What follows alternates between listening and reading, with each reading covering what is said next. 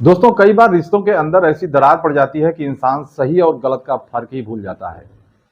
शक, गुस्सा और नफरत जब एक साथ इंसान के दिमाग पर हावी हो जाए तो फिर घर भी रणभूमि बन जाता है। आज जो कहानी मैं आपको सुनाने जा रहा हूँ वो सिर्फ एक हत्या की कहानी नहीं है, बल्कि यह कहानी है टूटते रिश्तों की, बिखरते भरोसे की और उस गुस्से की जिसने एक बेटे को अपने ही बाप का कातिल बना दिया। उत्तर प्रदेश का एक जिला है बुलंदशहर। बुलंदशहर की खुर्जा तहसील का एक गांव पड़ता है कलंदरगढ़। इसी गांव में रहने वाला एक व्यक्ति था रियाजुद्दीन। उम्र करीब 50 साल। गांव में उसकी अच्छी पहचान थी, पंचायतों में उठना बैठना था, प्रॉपर्टी डीलिंग का काम करता था और समाज में रसूखदार आदमी माना जाता था।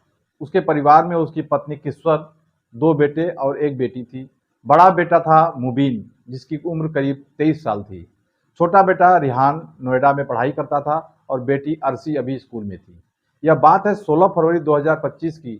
उस दिन इस घर में खुशियों का माहौल था। वजह थी मुबीन की शादी। ककोड़ा थाने के गांव भोरा में रहने वाले खलील की बेटी सना के साथ मुबीन का निकाह तय हुआ था। बारात धूमधाम से गई, शादी अच्छे से हुई और सना अपने ससुराल भी आ गई। शुरुआत में सब कुछ बिल्कुल सामान्य था।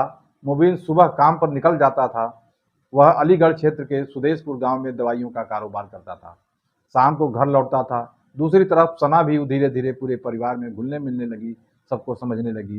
लेकिन कहते हैं ना, कई बार एक छोटी सी बात भी पूरे घर को तबाह कर देती है। शादी के करीब 7 महीने बाद सितंबर 2025 में घर के अंदर पहली बार ऐसा कुछ हुआ जिसने पूरे परिवार की नींद उड़ा दी। दावा किया गया कि मुबीन की मां किस्वर ने अपने ही पति रियाजुद्दीन और बहू सना को ऐसी हालत में देख लिया था जो उसे बिल्कुल भी ठीक नहीं लगी। दोनों हंसकर बातें कर रहे थे, लेकिन किस्वर के मन में शक बैठ गया। उसे लगने लगा कि मामला सिर्फ हंसी मजाक तक सीमित नहीं है। उसने तुरंत अपने बेटे मुबीन को बुलाया और कहा, बेटा, मुझे तुम्हारे बाप और तुम्हारी बीवी के बीच कुछ ठीक नहीं लग रहा। अभी संभाल लो, नहीं तो बात आगे तक बढ़ जाएगी। माँ की यह बात सुनकर मुबीन का खून खौल उठा। गुस्से में वह उसी दिन सना को उसके मायके छोड़ आया।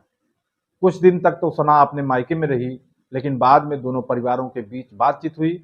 लोगों ने समझाया कि सिर्फ शक के आधार पर इतना बड़ा फैसला लेना ठीक नहीं है। फिर मुबीन खुद ससुराल गया और सना को वापस घर ले आया। लेकिन कहानी यही खत्म नहीं हुई।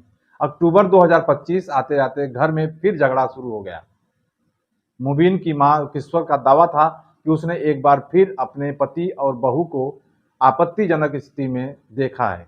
अब घर में रोज लड़ाई होने लगी। किस्वर अपने पति से साफ कहने लगी, अगर तुम्हें बहू के साथ ही रहना है तो मुझे तलाक दे दो। उधर मुबीन भी अपने बाप से भिड़ गया। उसने कहा, अगर तुम्हें सना के साथ ही रहना है तो रहो, लेकिन इस घर से निकल जाओ। लेकिन रियाजुद्दीन ने एक ही बात कहकर सबको चुप करा दिया। वो कहता है, ये घर मेरा है, अगर कोई जाएगा तो तुम लोग जाओगे, मैं नहीं जाऊंगा। इसके बाद गांव में पंचायत बैठाई गई। दोनों परिवारों के लोग आए, काफी बहस हुई। आखिर में फैसला हुआ कि अब बाप और बेटे की आपस में कोई लेना देना नहीं रहेगा। दोनों अलग अलग रहेंगे और एक दूसरे के मामले में दखल नहीं देंगे। कुछ दिन मामला शांत रहा, लेकिन कहते हैं ना, आग अगर अंदर जल रही हो तो राख बनने में वक्त लगता है।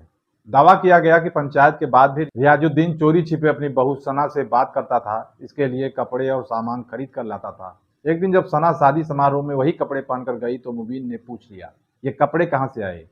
सना ने जवाब दिया, पापा जी लाए थे। बस यहीं से मुबीन के मन में शक और गहरा गया। धीरे धीरे उसने अपनी पत्नी के मोबाइल पर नजर रखनी शुरू कर दी। उसने सना का व्हाट्सएप अपने लैपटॉप से लिंक कर लिया।